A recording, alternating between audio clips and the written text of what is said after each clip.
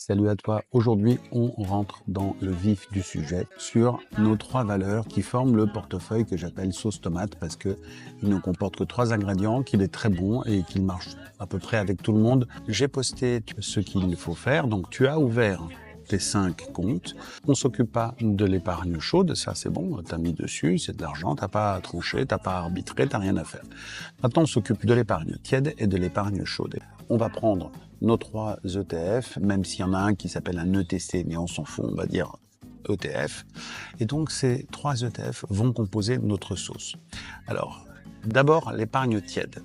Dans l'épargne tiède, on va mettre toujours notre ETF World, qui a un numéro d'identification, je te l'ai posté, je te le remets, et un mnémonique alphabétique qui est plus facile à retenir qu'une série de chiffres, qui est 2B7K.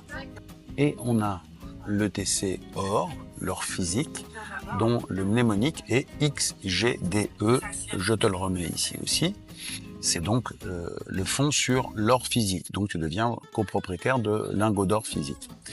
Et dans le cas de l'épargne tiède, donc l'assurance vie, on va aller sur le marché obligataire, donc ce qu'on appelle les obligations, sauf que dans l'assurance vie, ça prend un nom particulier, ça s'appelle le fonds euro. C'est comme un ETF obligataire, simplement l'argent y est garanti et en même temps, il dépassera jamais un certain rendement qui s'égalise à peu près avec l'inflation.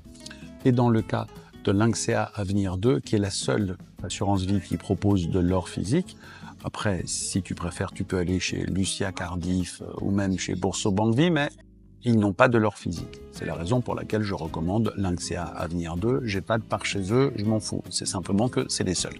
Et donc, chez Lynxea Avenir 2, ils ont un fonds euro. Alors en réalité, ils en ont 2. Simplement, il y en a un qui est plus garanti que l'autre. Donc c'est celui-là que tu prends. Je te le montre. Et avec ces 3 valeurs, on va maintenant définir les proportions de notre sauce. On met combien de l'un, combien de l'autre. La sauce, elle est très simple, encore une fois, elle n'a que 3 ingrédients. Mais dans quelle proportion? Alors, moi, je suis là pour dire ce que je pense être un bon compromis, quelque chose de simple, de facile à mémoriser. Ça ne veut pas dire qu'on est obligé de suivre ça toute sa vie. Ça ne veut pas dire que c'est dans le marbre. C'est juste que je trouve que c'est une bonne façon de démarrer qui convient à peu près tout le monde. Et qu'ensuite, on a tout le temps qu'on veut pour adapter, pour dire « Oh, je vais mettre un peu plus de ci, un peu plus de ça ». Moi-même, quand j'ai appris à faire la sauce tomate, bon, au début, je me plantais un peu dans les proportions, puis j'ai trouvé celle qui me convient.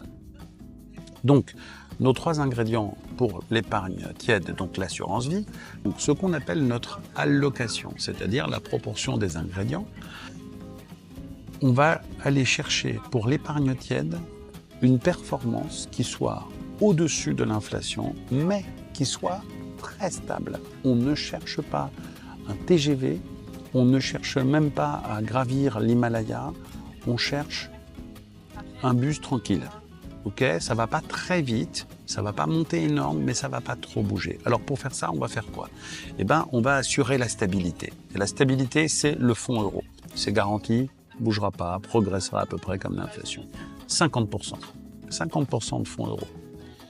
Moi, je pense qu'il est toujours bon, toujours, d'avoir 10 à 15% d'or. Allez, on va dire 10 d'or, ok, et 40 de ETF World. Donc ça va nous donner une allocation de 50% fonds euro, 40% ETF World, donc 2B7K, et 10% de or XGDE. Je te remets tout ça. Ça, c'est l'épargne tiède. Ensuite, sur l'épargne froide, on va reprendre grosso modo les mêmes ingrédients, sauf que maintenant, on est face à un PEA et un CTO que tu as ouvert. Le PEA ne permet ni d'investir sur des obligations globales, sur le monde entier, ni d'investir sur l'or. Donc le PEA, ça va être très rapide. Et là, tu choisiras l'ETF World que propose ton courtier. Il ne les propose pas tous. Donc, sur ton PEA, tu trouveras forcément un ETF World compatible PEA. En général, on te propose soit le Amundi, soit le iShares. On va retrouver ensuite sur le CTO le ETC OR, donc XGDE, Il peut là aussi arriver que tu ne trouves pas exactement celui-là. À ce moment-là, il y en aura d'autres. L'important, c'est que ce soit du physical gold. Là aussi, je publierai des références sur les différents courtiers principaux. Et on va aller chercher, toujours sur le CTO, un ETF d'obligation qui s'appelle GAGG, de chez Amundi. C'est celui que je mets ici. C'est un très bon ETF obligataire. Sauf que là, on est sur de l'épargne froide, on est sur de l'épargne à long terme. C'est donc de l'argent dont on n'a pas besoin tout de suite, on en a besoin dans 10 ans, 15 ans peut-être. Ça veut dire qu'on va lui demander beaucoup plus de rendement et on va rendre l'allocation plus dynamique. D'accord? Donc, ça veut dire que oui, ça va être fluctuant, mais comme de toute façon, c'est de l'argent sur lequel tu ne vis pas actuellement, de toute façon, si on t'apprend que pendant la nuit, ça a baissé de 25%, ça fait jamais ça, mais quasiment jamais, et que c'est revenu quelque temps plus tard et que c'est même allé plus haut, c'est pas très grave. L'important n'est pas la fluctuation, contrairement à ce qu'on nous raconte. L'important n'est pas la fluctuation d'un capital. L'important, c'est le temps de récupération quand il y a une baisse. Si on te dit il y a eu une baisse énorme qui a duré 1 heure, tu t'en fous.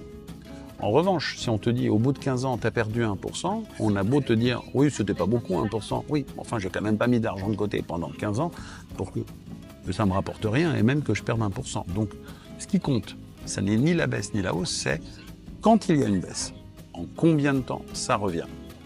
Et donc là, on va reprendre nos 3 ingrédients qui sont le TF World, les obligations, l'or, sauf qu'on va permuter les proportions. L'or reste à 10%. On avait sur le fonds euro 50% de stabilité, 40% de TF World, donc de performance, et 10% d'or. Et bien là, on va permuter stabilité et performance. Et donc, on va aller chercher beaucoup plus de performance. On va avoir 50% de TF World, 40% de ETF obligations et toujours nos 10% d'or. Les 10% d'or, ça bouge jamais. Ça, c'est le portefeuille sauce tomate. Il peut subir absolument toutes les modifications que tu veux. Ce sont les 3 piliers de ton capital. Ok? Tu as maintenant tes 5 comptes. Tu connais les 3 valeurs sur lesquelles tu vas investir. Tu as fait tes premiers versements. Tu n'as plus qu'à procéder à cette allocation. Et ensuite, on viendra la peaufiner comme pour une sauce tomate. On peut rajouter du basilic, de l'origan, ceci, cela. Chacun à sa façon. Mais la base, c'est toujours celle-là.